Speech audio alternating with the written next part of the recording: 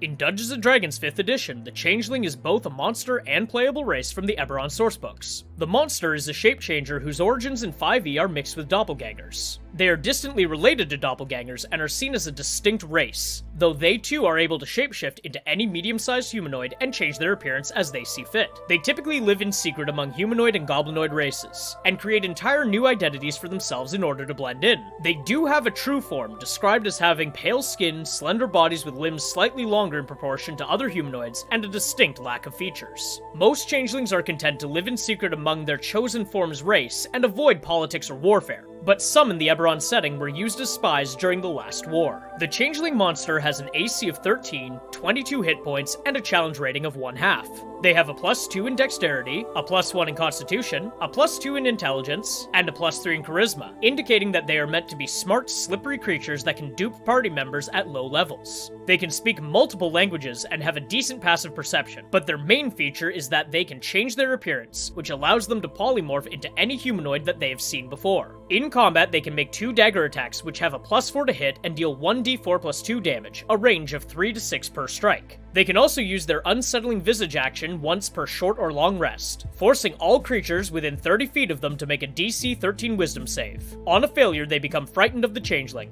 imposing disadvantage on strikes and disallowing them to move any closer to the creature. As a DM, I believe that Changeling creatures are meant to be used in a story capacity rather than actual combat. They are certainly not meant to face a party of adventurers alone. Based on their stats and origins as spies and assassins, I believe that they are meant to be information gatherers, not warriors. However, if you still want to run them in combat, the first thing I would recommend is having several of them fighting a party all at once, and in an environment where they have the upper hand, such as a crowded city street. The strategy for a Changeling group should be constantly getting the jump on players, striking at them from hiding and then using an action to change their appearance and disappear into a crowd. Similar to the Will-o'-the-Wisp, I would have 2 teams of Changelings in the group that swap being on attack and vanishing into the crowd. When Group A is using their actions to blend in, Group B should be attacking or using the Unsettling Visage to terrify players. They swap back and forth as the rounds progress. The Changeling is not meant to be kept in combat, and by their nature, they are not fighters. If combat starts to go poorly for them, have all of them try to blend into the crowd and vanish to live and fight another day. If you want to be really mean to your party, perhaps have the Changelings flee, only to return moments later in another area, striking to harm or kill and then vanishing again into a crowd. If you wanted to be extra mean, you could even have them tail your party to a local inn and strike them while they sleep.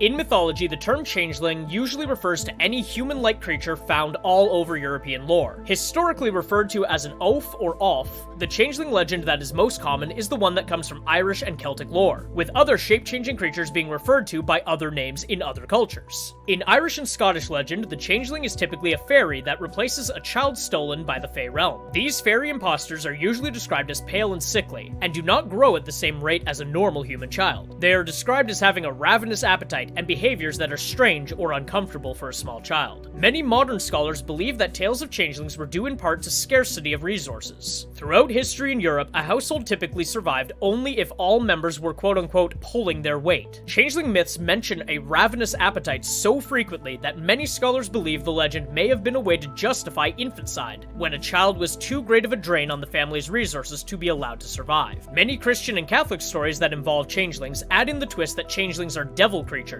that replace children in order to corrupt and destroy a good Christian household. They go on to say that blessing a child regularly or showing it a cross will make a changeling panic, revealing itself as the demonic creature it is. In comparing the myths to the D&D creature, we find that very little is the same. In the myths, changelings are almost always fey beings masquerading as children or infants, while the changelings in D&D are a race of creatures all on their own. Their pale skin could be a nod to the sickly features of the changeling in myth, but likely this is more to liken them back to the pale, lanky, alien-looking doppelgangers of Dungeons & Dragons. Aside from their name and the ability to shapeshift, the D&D creature has very little in common with the Irish and Scottish myth.